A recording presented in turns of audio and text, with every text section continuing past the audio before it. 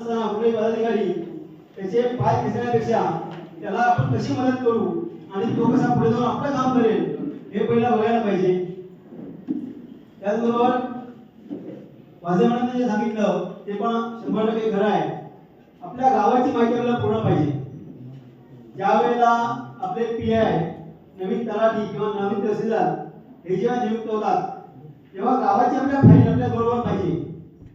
त्यांनी कुठली माहिती विचारली तर 5 मिनिटांमध्ये समोर सादर केली पाहिजे। ज्यावेळेला पहिली आपली मीटिंग पीआय बरोबर तहसीलदार बरोबर तलाठ्यांबरोबर असेल नवीन आलेल्या त्यावेळेला पूर्ण गावाची माहिती आपण बरोबर घेऊन जावी।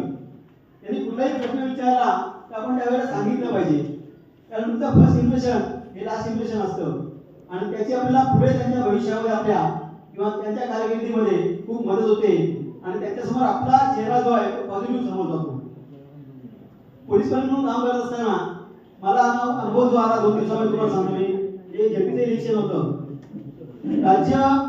म्हणजे राज्याचे जे इलेक्शन कमिशनर आहेत दिनेश वाघमारे साहेब यांची माझी भेट झाली आणि त्यांनी आता सुद्धा माझ्या अंगावर शहारा येतोय, कारण कमिशनरला भेटणं बरेचदा राजेश पाटील साहेब होते आमदार साहेब त्यांना अनुभव असेल, कमिशनरला भेटणं हे फार जिकिरीचं असतं त्याच्यापर्यंत जाणं।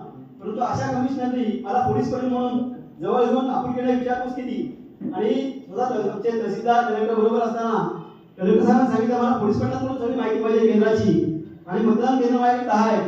10 मतदान केंद्रांची माहिती त्यांनी पूर्ण माझ्याकडून घेतली। 5 मतदान केंद्र मी दाखवली, मध्ये रस्ता आहे, 2 बाजूला एका बाजूला 5 मतदान केंद्र आहे, दुसऱ्या बाजूला 5 आहे। मला वाटलं तुमची बाकी पण मतदान केंद्र मला बघायची आहेत आणि हा जो मान आहे तो फक्त पोलीस पाटील म्हणून आपल्याला भेटतो आणि तो मान मला मिळाला हे मी माझं पोलीस पाटील झाल्याचं भाग्य समजतो। त्याच वेळेला निवडणूक ऑब्झर्वर हे सुद्धा आमच्या रायगडला आले होते आणि ते होते सिंधुदुर्ग जिल्हा परिषदेचे सीओ डिसगुड साहेब खेमुलकर साहेब आणि त्यांची सुद्धा भेट झाली। त्यांनी सुद्धा आपुलकीने चौकशी केली। हे फक्त कशामुळे तुमचं होतं, पोलीस पाटील झाल्यामुळे। सर्वसामान्य माणसाला किंवा राजकारणी माणसाला ही जी सरकारी अधिकारी आहेत हे जवळ करत नाही, परंतु आपल्याला जवळ करतात आणि आपल्याकडून माहिती घेतात। हे फक्त पोलीस पाटील जिल्ह्यामध्ये आणि राज्यामध्ये आपला मान कसा राहील हा प्रत्येक पोलीस पाटलांनी बघितला पाहिजे। आपण मानत राहिलो तर आपलं गाव मानत राहील, आपले संघ मानत राहील आणि बरोबर ती संघटना मानत राहील, पदाधिकारी मानत राहील। हे आपण सर्वांनी लक्षात ठेवावं। एवढं म्हणून माझे 2 शब्द संपवतो।